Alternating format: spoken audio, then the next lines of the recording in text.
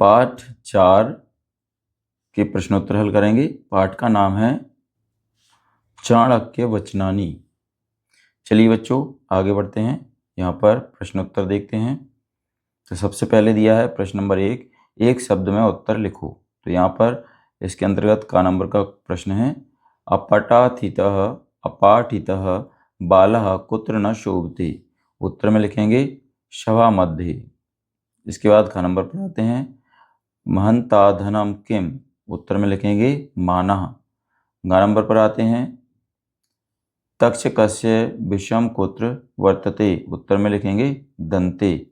घ नंबर पर आते हैं, प्रवासे विद्या कीदृशी भवति। उत्तर में लिखेंगे मात्र सदृशी। यहाँ पर आते हैं, वृश्चिकस्य विषम कुत्र वर्तते। उत्तर में लिखेंगे पुच्छे। चलिए 4 नंबर पर आते हैं, मक्षिकायाः विषम कुत्र वर्तते। उत्तर में लिखेंगे मुखे। चलिए बच्चों प्रश्न नंबर 2 पर आते हैं। प्रश्न नंबर 2 में दिया है, एक वाक्य में उत्तर लिखो। यहाँ पर नीचे का नंबर का क्वेश्चन दिया है, के मानम इच्छन्ति। इसके उत्तर में लिखेंगे हम उत्तम जना मानम इच्छन्ति। अगला है ख नंबर का, सुखार्थी किम न प्राप्नोति। उत्तर में लिखेंगे सुखार्थी विद्याम न प्राप्नोति। अगला है ग नंबर का, विद्यार्थी किम न प्राप्नोति। उत्तर में लिखेंगे विद्यार्थी सुखम न प्राप्नोति। घ नंबर पर दिया है, विद्या कीदृशम धनम भवति। तो उत्तर में लिखेंगे विद्या सर्वदा फलदायिनी भवति अतः सा गुप्त धनम भवति। इसके बाद यहाँ पर आ जाते हैं, घट कथम पूर्यते। उत्तर में लिखेंगे जल बिंदु निपातेन क्रमशः घट जलेन पूर्णः भवति।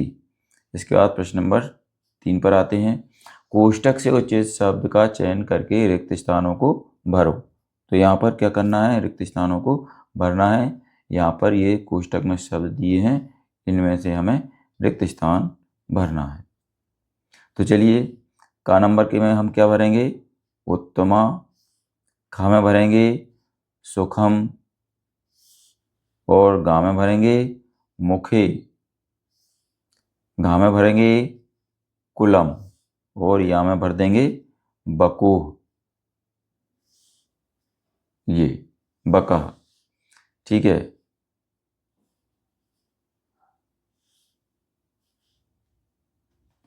बकह। चलिए आगे बढ़ते हैं। प्रश्न नंबर 4 पर आते हैं, अधोलिखित शब्दों के विलोम शब्द लिखो। तो यहाँ पर ये 5-6 शब्द दिए हुए हैं, इनके क्या करना है, विलोम शब्द लिखना है। तो उत्तर में हम लिखेंगे सुखार्थी का क्या हो जाएगा, दुखार्थी। दुर्जना का सज्जन, सत्यम का अनृतम और गुण का अवगुण, धर्म का अधर्म और सुपुत्र का सुपुत्र कुपुत्र। इसके बाद प्रश्न नंबर 5 पर आते हैं, समानार्थक शब्दों को लिखो। यहाँ पर देखिए क्या क्या दिए हैं शब्द, माता, वनम, पुत्र, धनम। तो इनके चारों के हमें क्या करना है, समानार्थी शब्द लिखना है। उत्तर में हम माता का लिखेंगे जननी, वनम का लिखेंगे अरण्यम और पुत्र का लिखेंगे सुतः और धनम का लिखेंगे वित्तम। चलिए बच्चों इसके बाद प्रश्न नंबर 6 पर आते हैं, पदों की विभक्ति और वचन लिखो। कौन कौन से पद हैं, माता, पिता, उत्तमा, विद्यानाम और पुष्पितेन। तो चलिए उत्तर में माता का क्या होगा, प्रथम एक वचन, प्रथम विभक्ति है ना, और एक वचन है।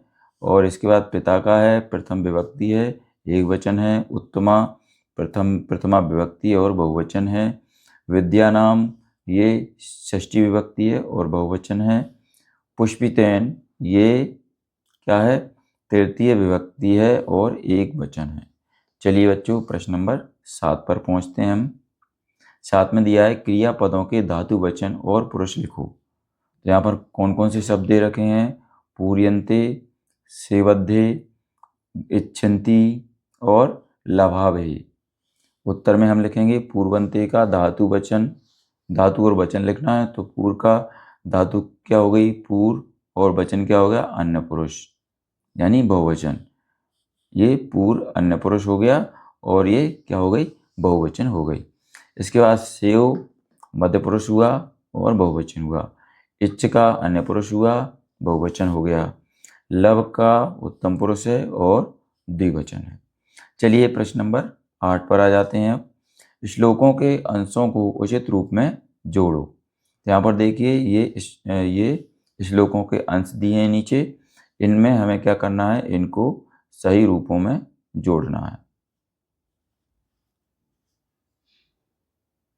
तो चलिए यहाँ पर ये हमने जोड़ रखे हैं।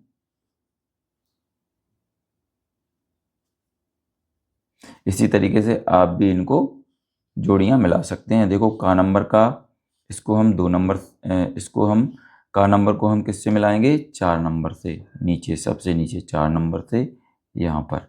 इसके बाद खा को मिलाएंगे हम 1 नंबर से, और अगला है गा नंबर का, तो इसको हम मिलाएंगे ऊपर 2 नंबर से यहाँ पर। चलिए इसके बाद घ नंबर का है वासिंतम तद्वनम सर्वम, इसको हम क्या 3 नंबर से मिला देंगे। चलिए बच्चों आगे बढ़ते हैं, प्रश्न नंबर 9 पर आते हैं। प्रश्न नंबर 9 में पूछा है उदाहरण के अनुसार अन्वय की पूर्ति करो। यानी यहाँ पर उदाहरण नीचे दिया है, इसमें क्या करना है, अन्वय की पूर्ति करना है। तो चलिए यहाँ पर देखिए खाली स्थान दिए हुए हैं, इनकी हमें पूर्ति करना है। तो 1 नंबर पर पहला है सुखार्थी चेत, यहाँ पर खाली स्थान में आएगा विद्याम त्यज्यते, त्यजेत विद्यार्थी, और दूसरे खाली स्थान में आएगा चेत।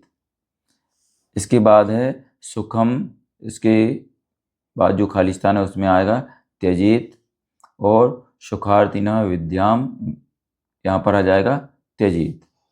फिर विद्यार्थिना, फिर आएगा सुखम कुतः। चलिए दूसरे नंबर पर आते हैं। तक्षकस्य खाली स्थान तन्ते, विषम खाली स्थान मच्छिकायाः, मुखे किम, मुखे विषम, यहाँ पर खाली स्थान में वृश्चिकस्य, पुंछे विषम दुर्जनस्य, खाली स्थान में तु सर्वांगे, ये विषम, यहाँ पर ये तु सर्वांगे है।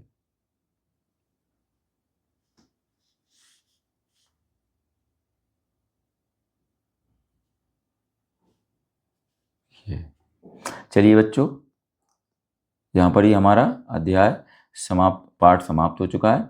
अगर आपको हमारा वीडियो अच्छा लगता है तो इसको लाइक करें, अपने दोस्तों के साथ शेयर भी करें। इसी तरीके के और भी वीडियो पाने के लिए हमारे इस चैनल को सब्सक्राइब करना ना भूलें। धन्यवाद।